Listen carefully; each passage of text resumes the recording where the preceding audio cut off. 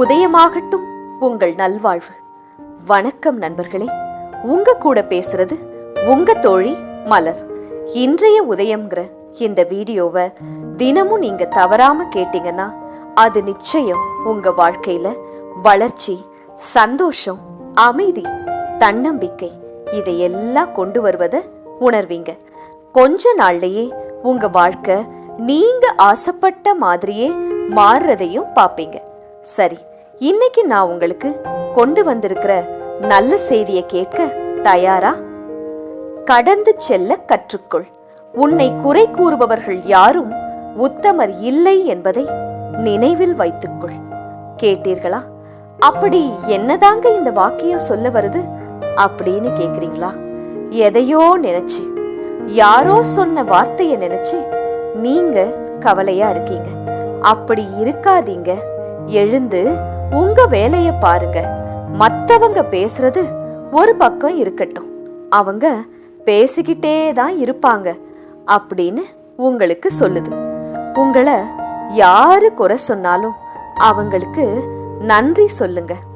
ஏன்னா அவங்க வேலை எல்லாத்தையும் விட்டுட்டு நீங்க நல்லா இருக்கணும்னு வந்து சொல்றாங்க பாருங்க. அதனால நன்றி சொல்லி வைங்க.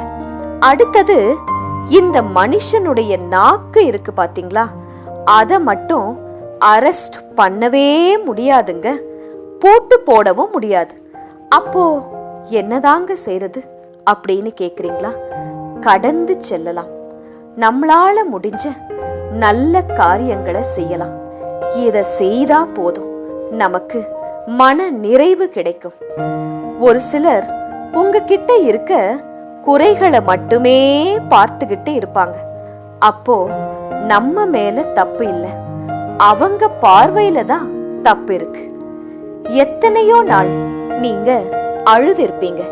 அப்போ துடைக்க எந்த கையும் வந்திருக்காது. சில நாள் நீங்க கவலையோடு இருந்திருப்பீங்க.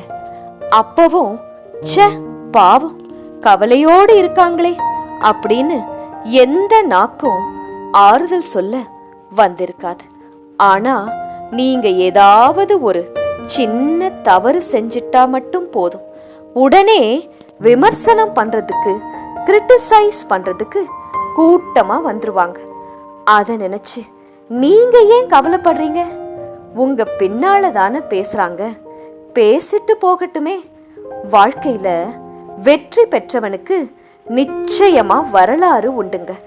அந்த சைடு தோத்திருப்பான் பாருங்க, அவனை கேட்டா கூட ஹிஸ்டரி ஒன்னு சொல்லுவான்.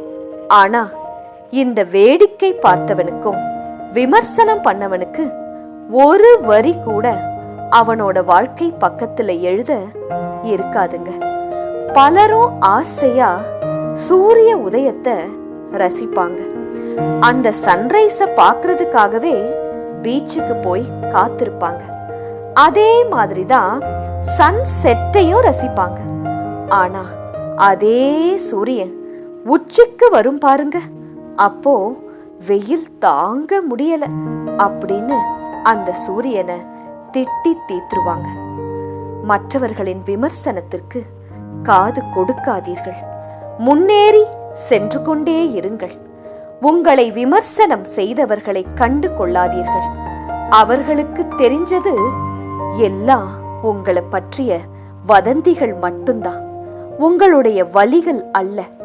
உங்கள் மேல விழுந்த விமர்சனம் எல்லாத்தையும் படிக்கட்டா மாத்தி அது மேல ஏறி போய்கிட்டே இருங்க. சரியா? இன்றைய உரையாடலில் இணைந்ததற்கு ரொம்ப நன்றி நண்பர்களே. இந்த புதிய நாளை ஆர்வமா, ஹாப்பியா தொடங்குங்க. உங்க கனவுகளை நோக்கி முன்னேறிக்கிட்டே இருங்க. இந்த நாள் மகிழ்ச்சி மற்றும் வெற்றிகள் நிரம்பிய நாளாக அமைய வாழ்த்துகிறேன். நாளை மீண்டும் சந்திப்போம். இப்படிக்கு உங்கள் அன்பு தோழி மலர். நீங்கள் உணர்ந்த இந்த புதிய சக்தியையும் உற்சாகத்தையும் மற்றவர்களும் பெற்றுக்கொள்ளணும்னு நீங்க நினைச்சீங்கன்னா இந்த வீடியோவை லைக் பண்ணுங்க, ஷேர் பண்ணுங்க. உங்க மனசுல தோணும் கருத்துக்களை கமெண்ட் பண்ணுங்க. உதயமாகட்டும் உங்கள் நல்வாழ்வு.